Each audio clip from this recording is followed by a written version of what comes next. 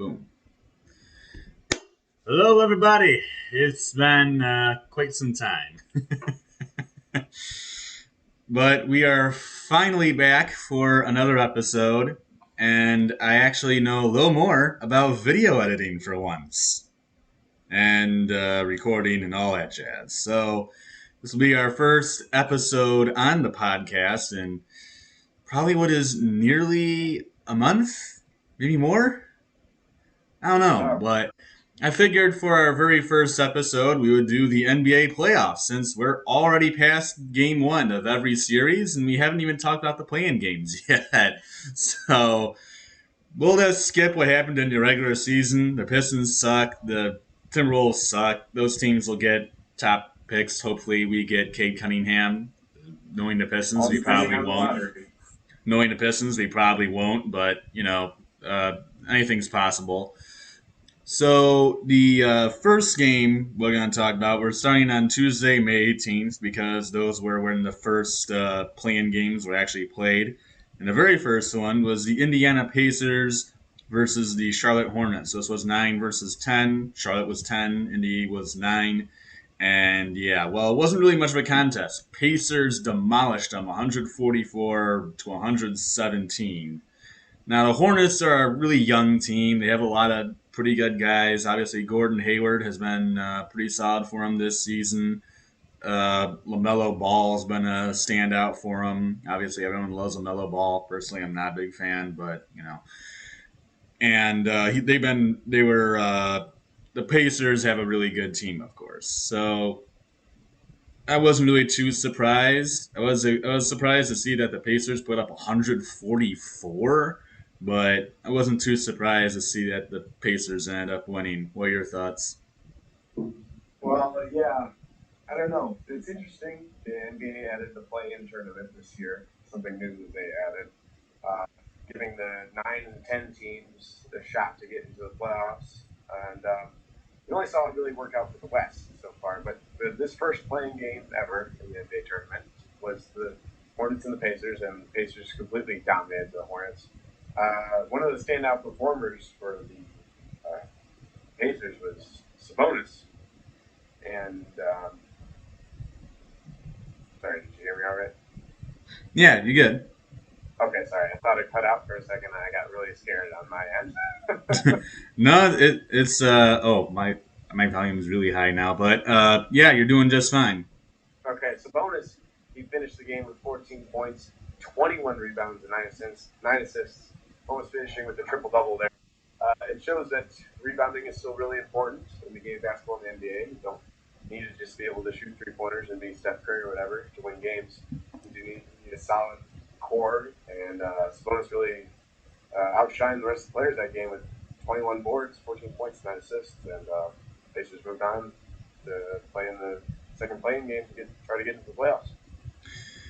Yeah, nicely done by the Indiana Pacers. Playing as they would get to play the winner of the next game we were actually about to talk about, which was the Boston Celtics and Washington Wizards. Now, this game I actually got to see a little bit of it when I came back from work. I was not impressed by the Wizards' play. They did not look very good. Obviously, Jason Tatum went off as he put up 50 points on 14 of 32 shooting and was 17 of 17 from the free throw line. So it was obviously Jason Tatum day for the Celtics. The Celtics were the 7 seed. Washington was the 8. Now, if we just didn't put in the play-in tournament, these two teams would have been in the NBA playoffs. But it's been a miraculous run. Sorry, the miraculous run for the Washington Wizards. Went from being like 17 and 32, I think, and made it to the 8 seed in the NBA playoffs, which is pretty stinking impressive. Now this Winning is net. 17 of their last 23. Yeah, this is an NBA episode, but if you remember, I think it was 2 years ago. MLB team, the Washington Nationals, did pretty much the exact same thing. Like below 500 by like 20 games, made it to the wild card, and they end up winning the World Series. However, I don't think that'll be the case for the Wizards this year. But there's always hope for the Washington fans. But the Boston Celtics beating the Wizards in this one 118-100. Obviously, it was Jason Tatum Day, as I said. Celtics don't have with Jaylen Brown, as he's out for the season currently with a ankle injury, I think. I forget what it was. I have him in fantasy. I know that much, and it killed me in the playoffs, so that was great. But the Celtics win by 18. Washington was not very special. Both Beal and Westbrook really struggled in this game. I was a little concerned. What do you think? Yeah, it's amazing what happens when you get a couple really good players on your team. See what how you just turn around your season mid-season, and then you play poor competition in the East too, such as you have the Pistons, the Cavaliers, the Bulls, and such. But what you saw when the Celtics played the Wizards, you said Tatum was 17 for 17 from the line. 100% from the line. Yep.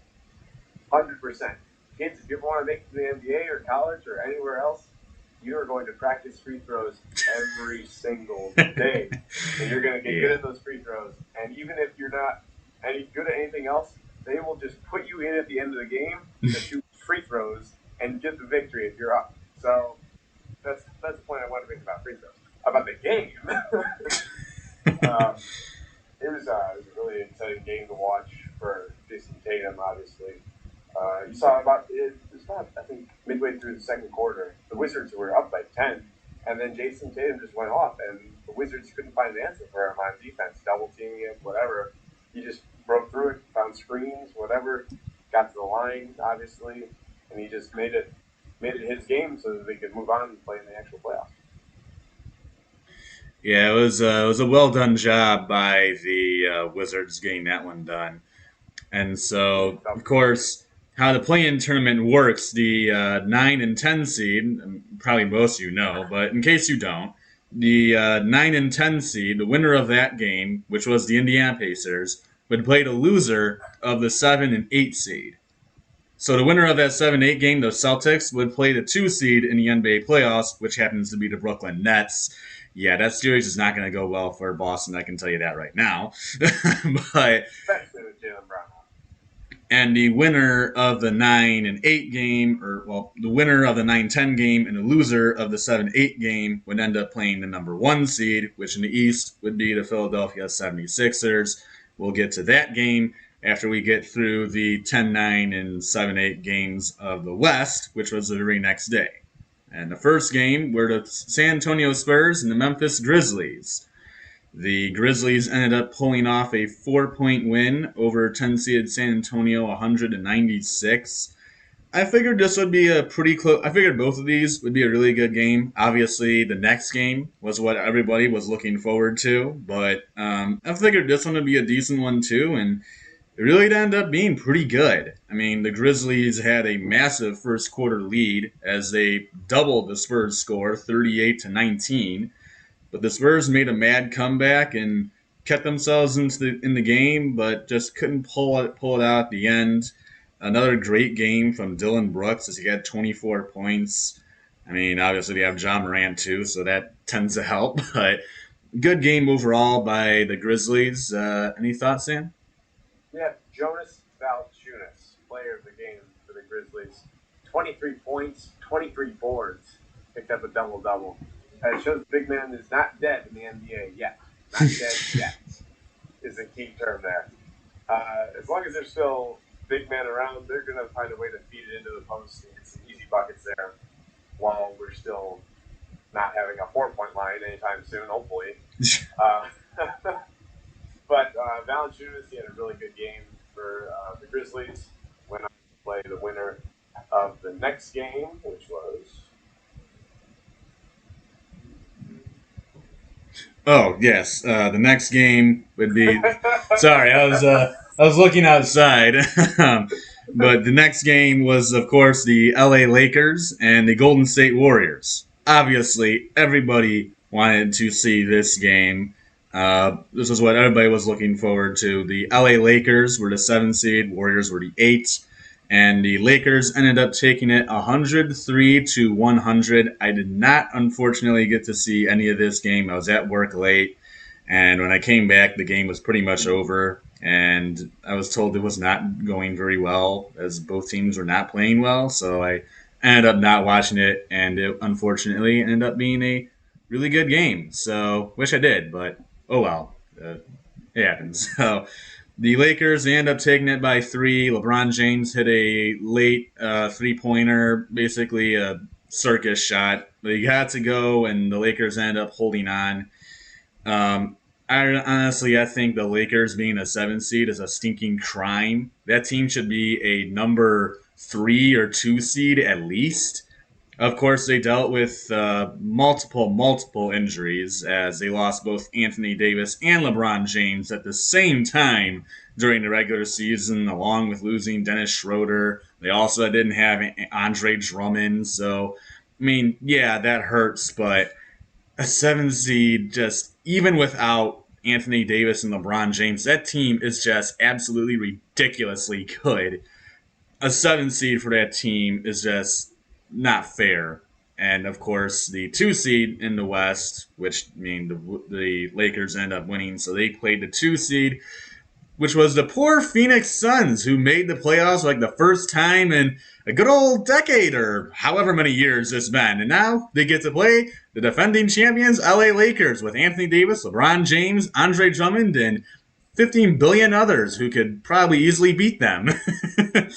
I'm sorry, Serbenski, but your Suns do not look like in a very good position right now.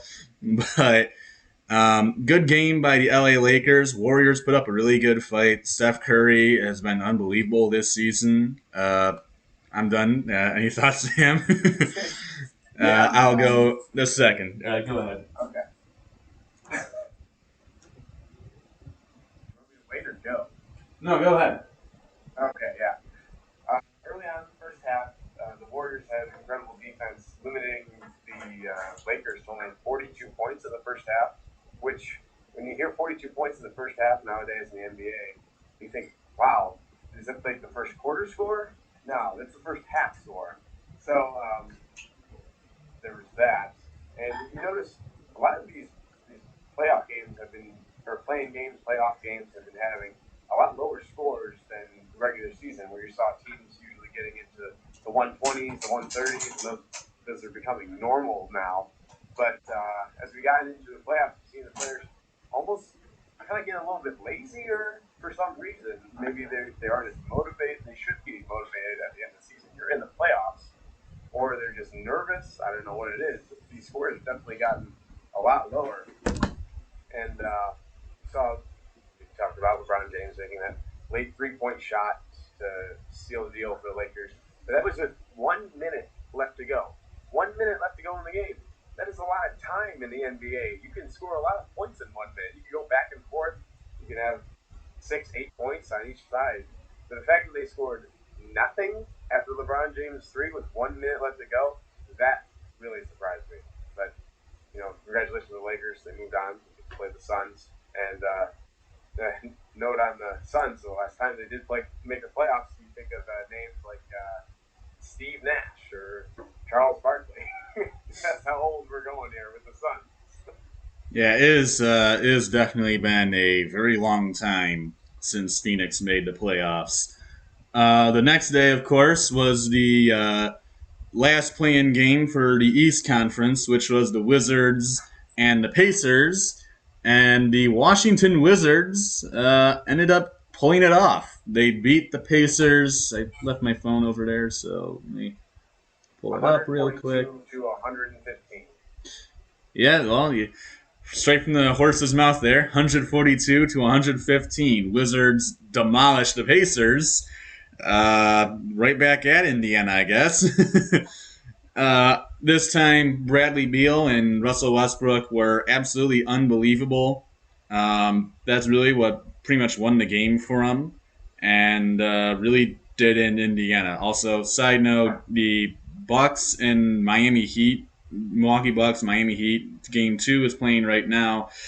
It's not going well for Miami. It's currently a 21-point lead for the Milwaukee Bucks, 35-14.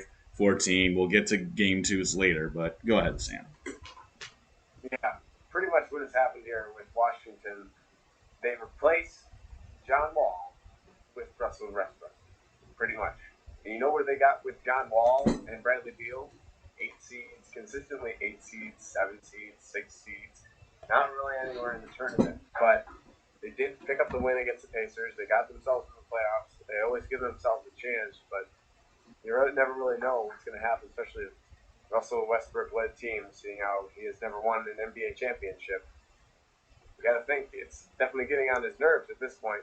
Switching teams from Oklahoma City to Houston, now to DC. It's you got to wonder where the Wizards are heading with this situation they got with Westbrook and Beal. But overall, a nice game for the Wizards. Picked up the victory. Went on to now play the number 1 seed, which was the 76ers, I believe. Yep, number 1 seed in the East is the Philly 76ers. And, something about Houston, actually. I mean, obviously, Russell Westbrook, he was traded from the Houston Rockets to the Washington Wizards. Funny, I saw this on Instagram not too long ago that I think it was from CBS Sports that in like the past few years, all the players that Houston either let go or trade away are all in the playoffs this year. Yeah, I was thinking about that too. And the Houston Rockets, of course, are like the last team in the NBA by like 5 or 6 games. Of course, that's because they went on a 20-game losing streak, but we're not going to talk about that. We're talking about NBA playoffs here. They suck. They don't count. But the very next day was the last play-in game for the West, of course, which was the eighth seed game, and the Grizzlies and the Warriors were playing this one. This was a really good game. It went into overtime. It was incredibly close, and the Warriors just fell short, 117 to 112. I actually got home in time to see about the last 3 minutes of regulation and then all of overtime. It was something else to watch. I will tell you, it was a really good game. Ja Morant looks like an absolute monster, but holy cow, Steph Curry, 39 points, 13 of 28 shooting, and 100% from the line, 7 of 7. I mean, obviously, Nikola Jokic has had a very good year this year, but I mean, dang, Steph Curry has too. I don't know who's going to win the MVP out of those two, but it should be close. Oh yeah, for certain. Curry has had an overall phenomenal year. He's had to just go off almost by himself, not completely by himself, but with Klay Thompson re-injuring himself again and getting out of the season pretty much because of another tear in his leg or whatever happened to him.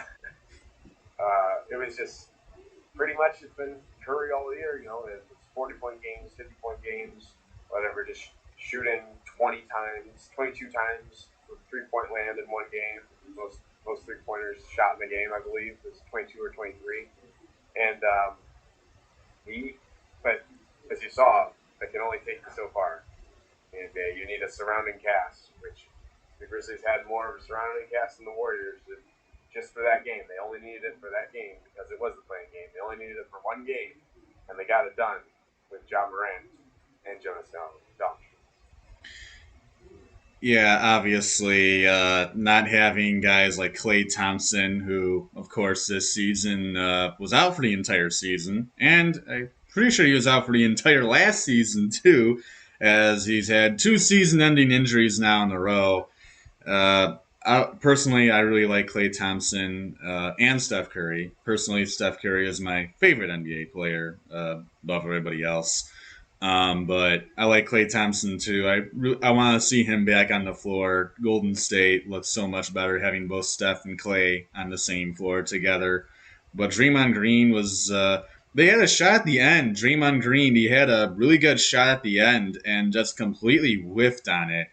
I bet you every Warriors fan is wanting that one back right now. But very close game, very closely contested. John Morant had a pretty incredible game. Yikes, Miami. They're now down 26. Um, Speaking of Miami and Milwaukee, Let's the go very there. first game of this series, so we've already gotten through all the play-in games. The teams that ended up making it through the out in wow. Ugh. The teams that made it through the play-in tournament were Boston, Washington, Memphis, and the LA Lakers. So now we will be starting with all the game ones of each series, and then we'll get into game twos, whatever's happening in Milwaukee and Miami. Probably won't be going well, but we'll get into that, and then our You predictions never for know. each. Sorry? You never know. There are It's very could come possible, I back. suppose, but we'll get into our predictions for each series after we finish all these game ones. But let's do these quick so this doesn't take too long. Yeah, yeah. Um, but the very first game, we were like talking about Miami and Milwaukee. Very first game between these two, I watched a good majority of this. It was very sloppy, but it was also very competitive, and it went to overtime. And it wasn't for Chris Middleton, pretty much buzzer beater at the end, the Bucks and Heat would have gone to yet another overtime. But Milwaukee ended up taking it on a last second shot, 109 to 107. Really good game overall, competitively. I mean, the game itself was horrible. There was multiple turnovers, multiple misses. In like the first half, I think the teams combined for like either 4 or 5 of 28 from the 3 point line. I mean, it was pathetic. But I mean, nicely done by Milwaukee to get the first game of the series. Of course, these two played in uh, Orlando during in the bubble last year, and Miami actually upset them going to the NBA Finals. Of course, ended up losing to the Lakers, but they were the ones that knock off the Bucks last year. Here they are again. Milwaukee takes Game One in revenge. What do you think? Yeah. It was really interesting for me to see that they put the shot or they put the ball in Chris Middleton's hands at the end of the game. They didn't put it in Antetokounmpo's hands. They put it in Chris Middleton's hands. So they obviously have enough trust and faith in Middleton to get it done, and he produced when he needed to. Interesting stat for this game. Antetokounmpo, he was 0 for 14 outside of the restricted area in this game. 0 for 14. That's because he can't shoot. Honestly, I mean, Giannis to me, he would be by far the best player in the NBA if he had any kind of a shot. If he had just any kind of a shot, the guy would be unstoppable. I mean, seriously, he's a 7 foot athletic freak. What are you going to do against that? But since he can't shoot, you can do whatever the heck you want. As long as Pretty you much. keep him outside of, like you said, restricted area. He was terrible outside of restricted area. As long as you keep him away from the basket, most of the time he's not going to make it. If they just keep him in Middleton, what they need to do is keep him and Middleton on pick and roll combos all game long. They would be unstoppable. They getting Antetokounmpo to roll to the rim, or even other way around, where Middleton pops instead of him rolling, because we know he can dribble the ball. We know that they're both capable of dribbling the ball. Heck, they're NBA players. They should be able to dribble the ball, except for maybe Andre Drummond. But that's another story. uh, yes, but of course the next game was the Dallas Mavericks and the LA Clippers. Yet another repeat from the year before. This was a round one series. I'm pretty sure Clippers were like 2 and the Mavericks were 7. I think those were Yeah, the I believe seeds. so. Yeah, and the Clippers ended up winning it that year. The Mavericks, though, they took game one in this series. This is a 4-5 series. Bucks are a 3-6. The Heat are the 6. The Bucks are the 3. In this one, the Clippers are the 4, and the Mavericks are the 5. But the Mavericks took game one, 113 to 103. Clippers, I think they're very good, but when it gets to like those clutch situations where they really need to like score or they need to do something to win the game, they just are pitiful. They don't know where the ball is going. Oh yeah, major league choking. They are horrible in clutch situations because they don't have any idea who to give it to. You gonna give it to Paul George? You gonna give it to Kawhi Leonard? Where is the ball going? Because it's just everywhere. It's just the organization at the end is just very poor for the Clippers. And if they can't get that together at the end of games, that's really going to kill them because this Dallas team is very good and will probably put them in those situations a pretty good amount of the time. So hopefully they figure that out. But your thoughts on this one? Yeah, well, I have kind of a bias. I think Dallas is by far becoming one of my favorite teams in the NBA. You got Luka Doncic, who wears the number 77. How many 77s do you hear in the NBA? Luka Doncic, he record, I believe he had a triple double that game too. 31 points, 10 rebounds, 11 assists. Yeah, 31, 10, 11. Yeah, you're right. 31, 10, and 11. So when he's got the ball in his hands, he is a true point guard, a tall point guard, but a true point guard at heart. And when the ball gets in his hands, he can kick it out to Tim Hardaway, dump it down low to Porzingis. One of my personal favorites on not Memphis, Dallas is Marjanovic, Boban Marjanovic, 7'4" center, who doesn't get a lot of playing time, but he's still a factor when he does go in. And the Clippers need to learn to deal with adversity because they even when they look to responding things, they aren't well at responding to adversity. They can't go down. They can't because they had their first game at home. They lost their first game at home. You go down 2-0. You have to go to Dallas to try and get back in the series back to LA. Dallas. They got full capacity and everything, whatever. So they're gonna have a ruckus crowd. So this is gonna be tough. It's gonna be really tough for LA. They have to get back in the series the next game if they want any chance. Yeah, by the way, if you guys are hearing some kind of a humming sound in the back, it's because I have a fan on back here. It's a little hot in the room I'm at because there's some windows over there that the sun's been shining through for a bit. So it's a little warm in here, but um, yeah. So if you're hearing the fan, it's hearing some humming. It's just a fan over there. The next game on Saturday was the Brooklyn Nets and Boston Celtics. This was actually a lot closer than I expected it to be at the very beginning, and then Brooklyn just blew it open at the end of the game. They ended up, like I said, 104-93. But the Celtics led for the majority of, well, they led for the entire first half. They were in the lead for the entire first half, and they even kept it close in the third quarter and a little bit of the fourth. And then, well, the big three for the Nets ended up taking it away. Honestly, Brooklyn might be my favorite to win the finals this season. It's either them or the Lakers, in my opinion, or maybe a few others. I don't know. But honestly, in my opinion, Brooklyn is by far the best team in the NBA. Obviously, when you have Kevin Durant, James Harden, Kyrie Irving all on the same team, that makes it a little difficult to beat you. So I think Brooklyn has a very good chance at the finals this year. Wasn't the best starting game, but I think Boston could be really good too. But of course, without Jaylen Brown, that really hurts them. They did what they could, but Brooklyn ends up being too much from the first game. Your thoughts on this one? Yeah, Brooklyn had some rest. They had a few days rest, obviously.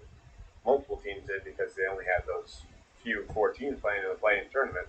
So that might explain a little bit of the rust that they were experiencing against the Celtics. The Celtics obviously had played a game already in the past few days, so they were a little bit more of a well-oiled machine per se. But obviously, Brooklyn was just too much with Durant, with Harden, and Irving, and then out of those three players, two of them have won an NBA championship before with Irving and Durant, so they know how to win. It's just Harden is the only concern I have for this team.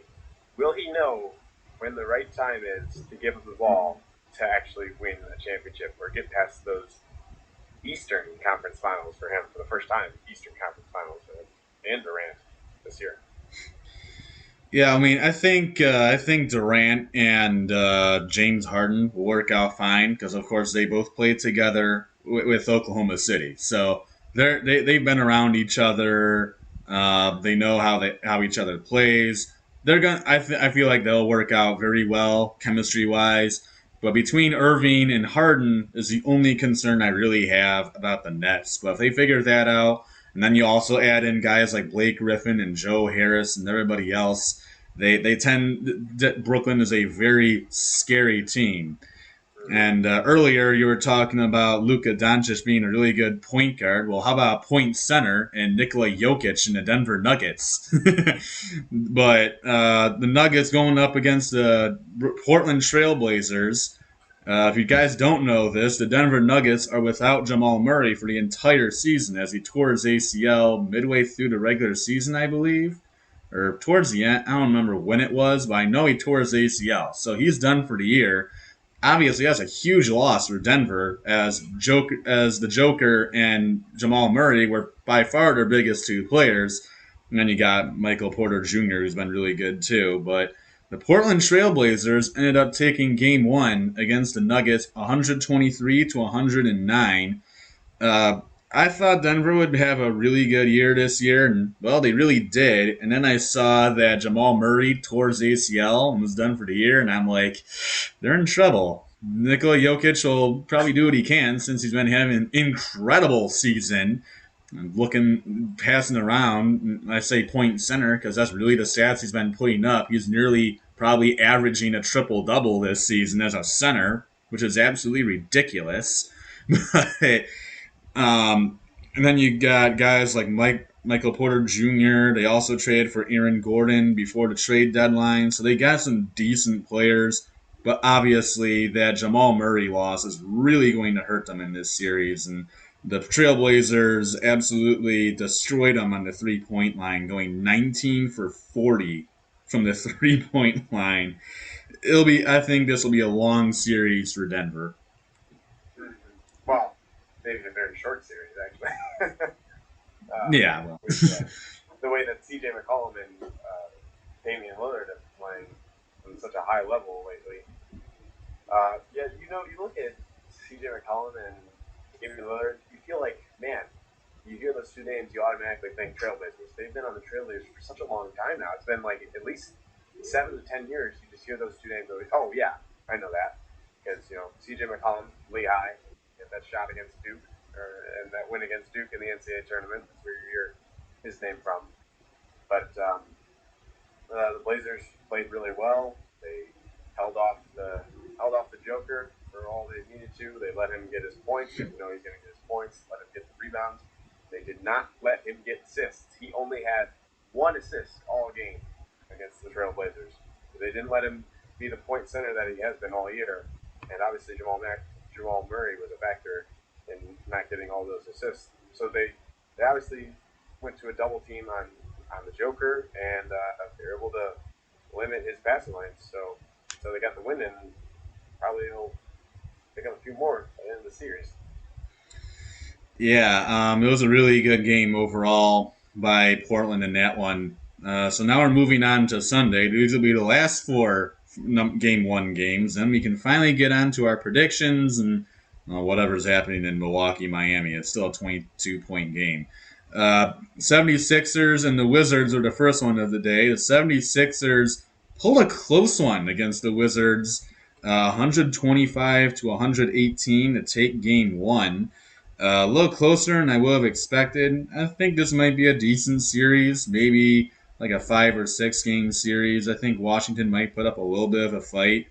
Bradley Beal had 33 points. It was also the 1 of 6 from the 3 point line, so not the greatest. And Russell Westbrook was not on his best that day. And Tobias Harris was really good for the 76ers, getting 37 points on 15 of 29 shooting. So that it helps to have someone doing that for you. Well, as Joel Embiid, who by the way is another MVP candidate this season. Uh, we'll do the award finalists at some point, maybe next week. But the Joel Embiid was one of the MVP finalists. The three were Steph Curry, Nikola Jokic, and Joel Embiid. Conveniently, all who were winning the playoffs technically.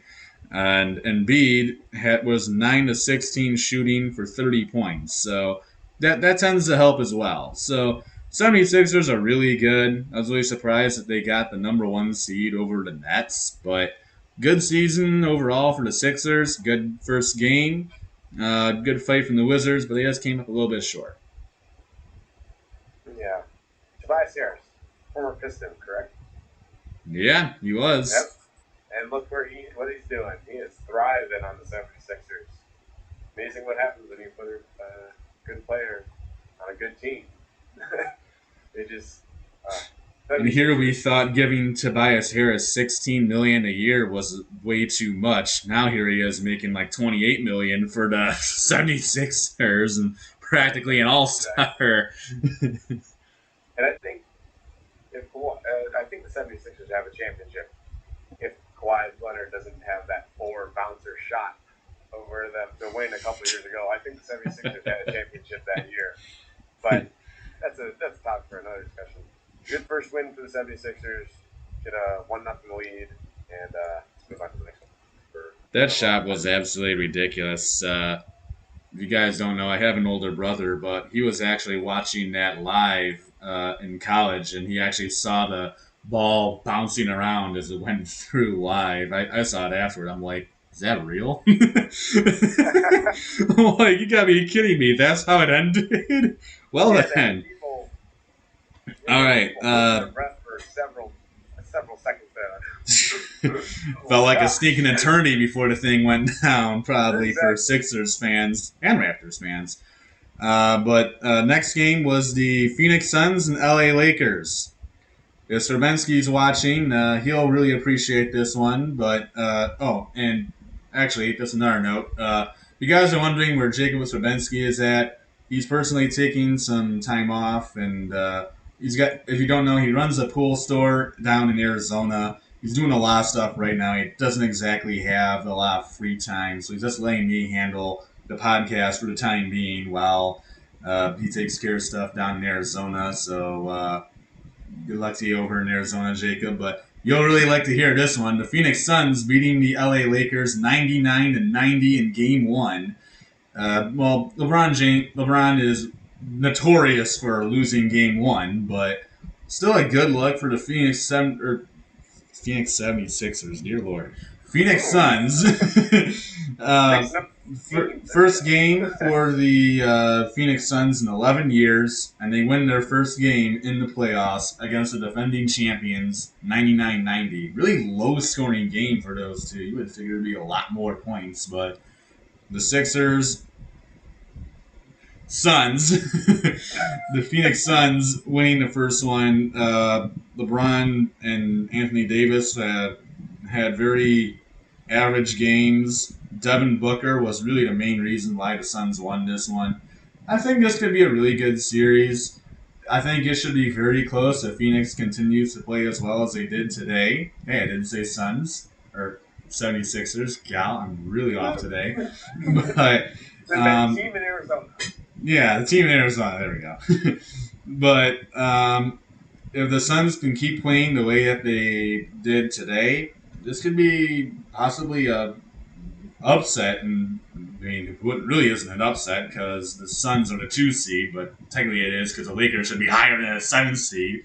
But I think the Suns have a shot at maybe pulling this series off.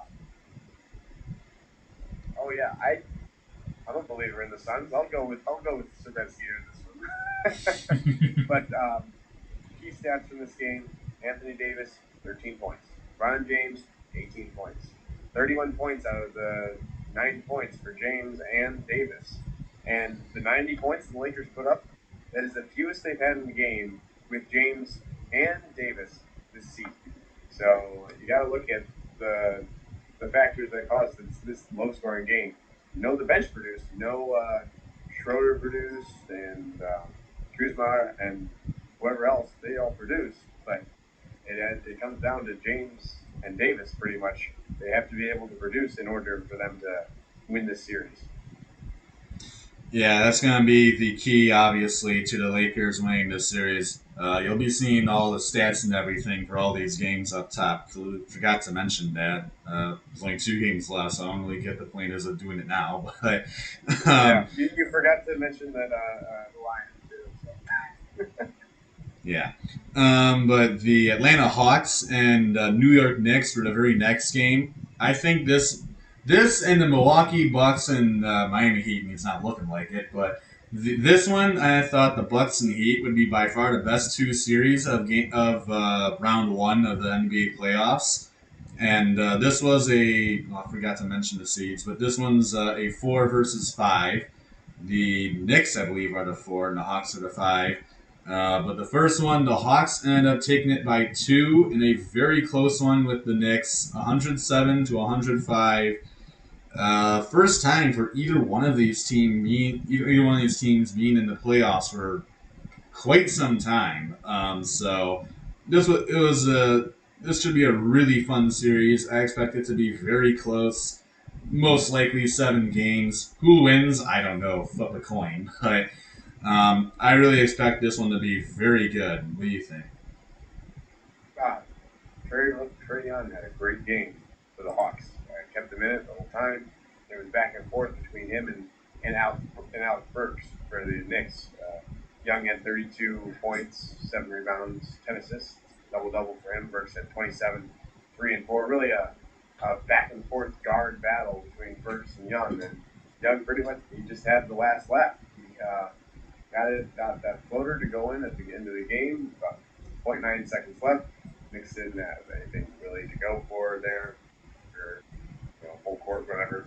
But they didn't have anything to go for. The Hawks pulled it off, and Young just shuts the crowd at the Madison Square Garden. Yeah, what I really look at for the Knicks, honestly, is Julius Randle really struggling. Obviously, Julius Randle, I mean, has come up out of nowhere this season for the New York Knicks. I think he was an All Star this season, but he's had an incredible year. Has gone absolutely bananas for the New York Knicks. Really having a great season. He's on the list for most improved. And honestly, I don't see how anyone will beat him. I'd love to see Jeremy Grant win it, but he's not winning it over Julius Randle, so I see it as being Randle's award to lose. But Julius Randle in this game went 6 of 23. I mean, the bench for the Knicks was what kept them in this game. Their bench was incredible. If you're looking at the bench, you got 27 out of Alec Burks, as you were talking about earlier, 17 Derrick Rose, 10 Emmanuel Quickly. I think their bench might have outscored their starting lineup. So that was the main reason the Knicks stayed in the game. But obviously, if the Knicks want to win this series, the success of Julius Randle is really going to have to show up. And we'll see what happens. The next series is another 1 versus 8 series. This is the Memphis Final series. Yeah, final series. This is the Memphis Grizzlies versus the Utah Jazz. Of course, Wizards and Sixers were also a 1 versus 8, and then Lakers Suns were 2 versus 7. I already mentioned that, but the Memphis Grizzlies and the Utah Jazz. This was a big game for Utah because they did not have Donovan Mitchell. And we'll get more into Donovan Mitchell. He's not happy they didn't play Game 1. Obviously, I mean no one would. But he did not play Game 1 for the Utah Jazz. He sprained his right ankle, I believe. I know, because once again, it's another guy I had in fantasy, and once again, it killed me in the playoffs. So it's great. But the Grizzlies ended up taking Game 1 against the Utah Jazz in a major upset, 112 to 109. The Utah Jazz had a chance at the end, but could not hit the 3. And so the Grizzlies took Game 1, and honestly, I think that's a big time loss for the Jazz. As I mean, obviously they have the best record in the NBA this year, but I mean the Grizzlies they did really well, and Dylan Brooks showed up again for the Grizzlies, just as he did in the play-in game for against the Warriors. And even John Morant was really good. So this Memphis team, actually, I heard this not too long ago, but the Memphis Grizzlies are the second youngest team in the NBA, and they're in the playoffs as the number 8 seed. So that's really impressive just by itself. But this should be an interesting series. If Donovan Mitchell comes back and looks like his old self, it probably won't be much of a series. But could be interesting if Mitchell can't get up to speed very quickly. Yeah, if I can't get up to speed very quickly. Go ahead, Sam. Yeah, Mitchell, Donovan Mitchell. Not me. He's Not me. I'm not an NBA player. you, another player. The Pistons passed up on. Oh gosh, we just got to spend the playoffs talking about former Pistons players and how they're doing in the playoffs, pretty much. More or less. Yeah. Yeah, it really hurts. It really hurt missing Donovan Mitchell for this game. So Bogdanovich had a chance at the end to tie it for the Jazz, but he just missed the three-pointer. It was just wide left of the basket. Mike Conley had a good game against his former team with 22 points, 6 rebounds, 11 assists. So he showed up for the Jazz in absence of Donovan Mitchell, but they need to be there together so they can play off of each other. The chemistry that they've had all year, with the Jazz having such a good year, only losing 20 games all season. It's pretty impressive. Even though it was a short season, it was 72 games, I believe, as opposed to the 82 games that they normally have in an NBA season. But it was a really impressive year for the Jazz. So I think as soon as Mitchell is able to come back, I really do think the Jazz will finish up the series in at least 5 or 6 games, which kind of brings us into our next segment of predictions.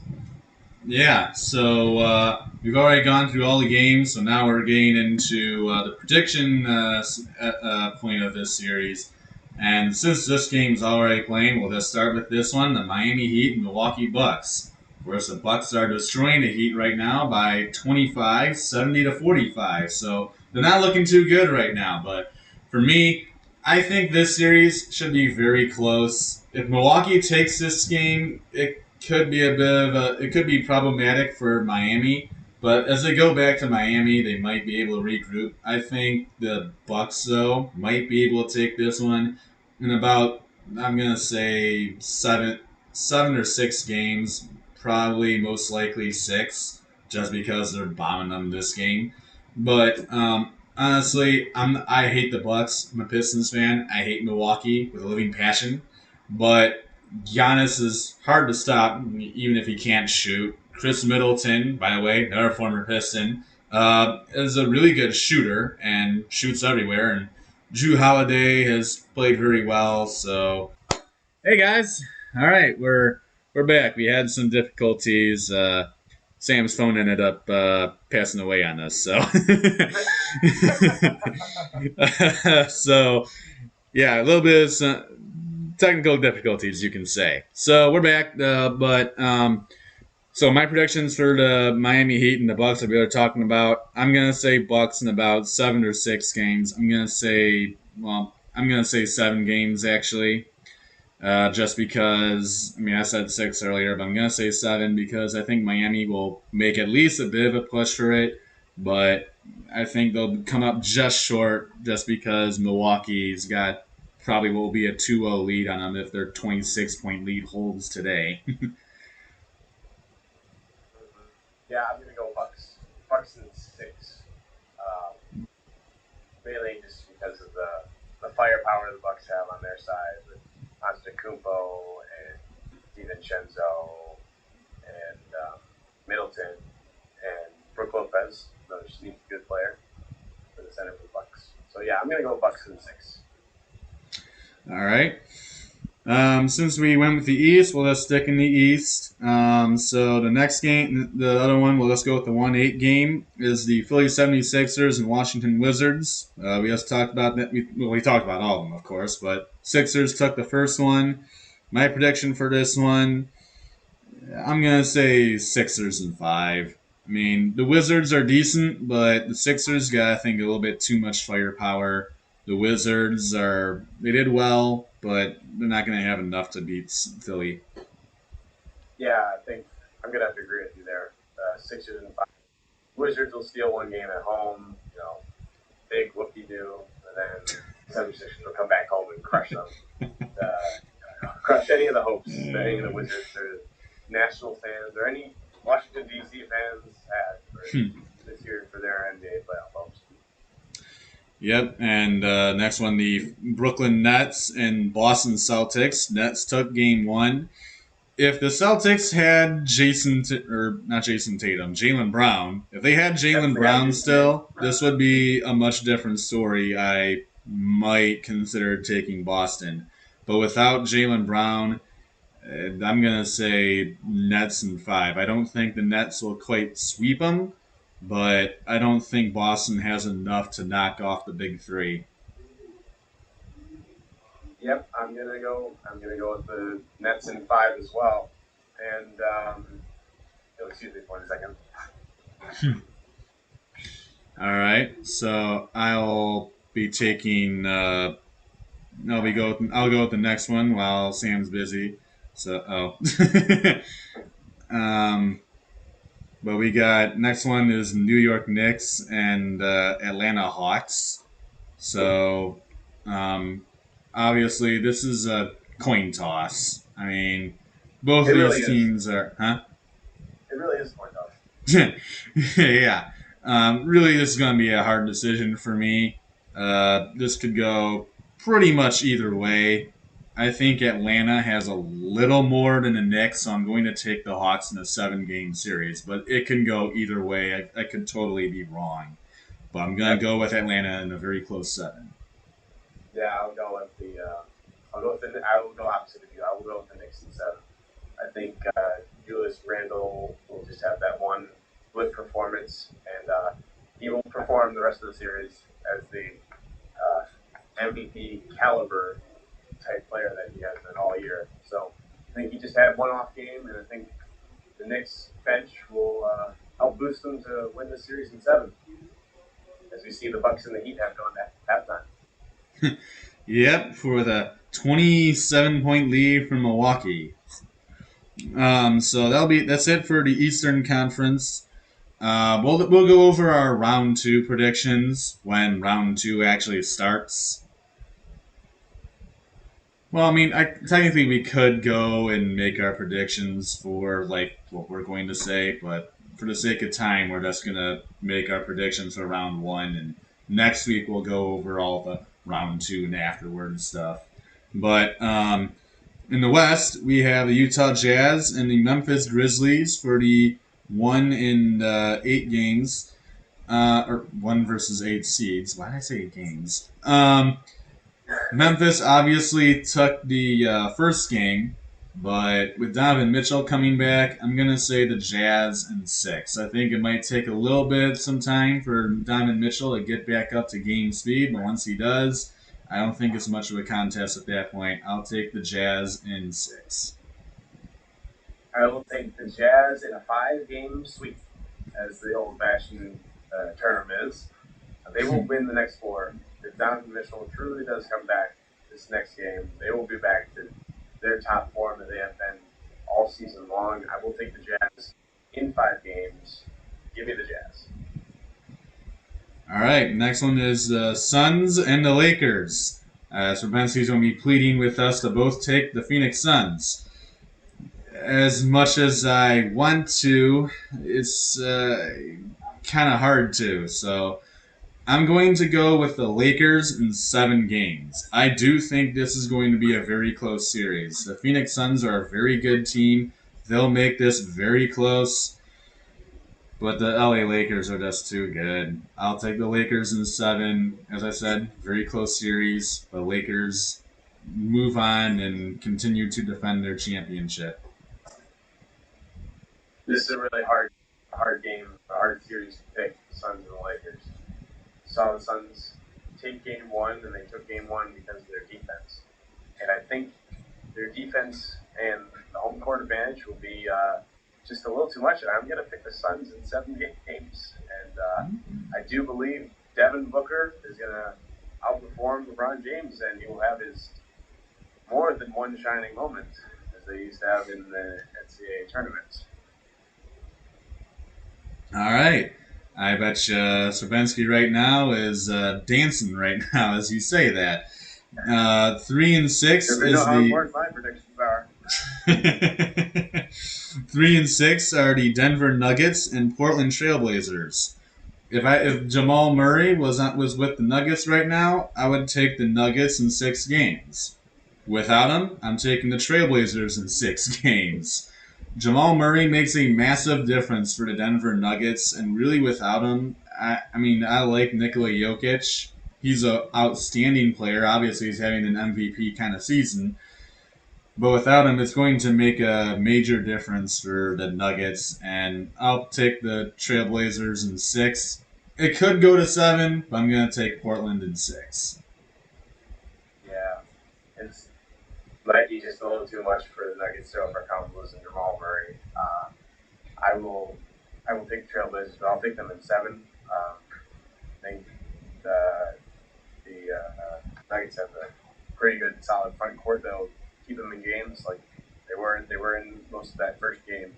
But the Trailblazers will probably take this one. I'll take them in 7. All right, and our last prediction for today will be the LA Clippers and the Dallas Mavericks. LA Clippers really struggle in crunch time, of course, but I think they'll knock off the Mavericks again. This time I'll take them in 7 games, though. Last year, I think it was 6 games last year that they beat Dallas. But I'm going to That take ridiculous the shot was Doncic. yeah, but I'm going to take the Clippers in 7 this year. I think they'll be able to pull it off. Dallas is a really good team. I think the Clippers will just sneak away and pull it off as they're the 4th seed. I think they just got a little bit more than Dallas, and they'll knock off Doncic and Porzingis. Yeah. Well, yeah, I will go with my heart here and not go with my head. I'm going to go with Dallas in 6. I really do. I know it's a bold prediction, but I'm going to go with Dallas in 6. I think last year bubble may have messed with them a little bit from the rhythm, timing, whatever it is.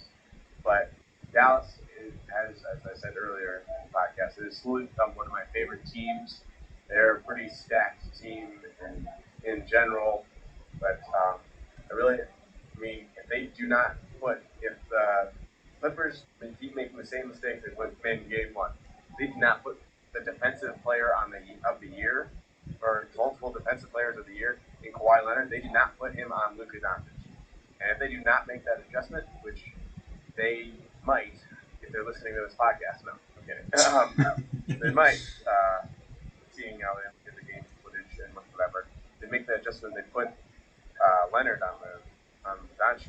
They'll probably end up winning the series, but I'm holding my hope out for the Mavericks in 6. All right, and that's going to be it for this one. Next week, we'll be going over the award finalists, our predictions for the rest of the playoffs, as we've already done our predictions for round 1. Then we'll just go over whatever games we have and have happened since today. We obviously got Denver and Portland later today. Yep, yeah, Nuggets and Trailblazers later today. So we'll go over all those games and then we'll do the rest of that stuff. So that'll be it for this one. It has been a long time since we've done an episode. We'll have some MLB episodes as well, an MLB episode as well as an NFL one coming out later this week. I'll get right to work with editing this one, and we'll see you next time. See.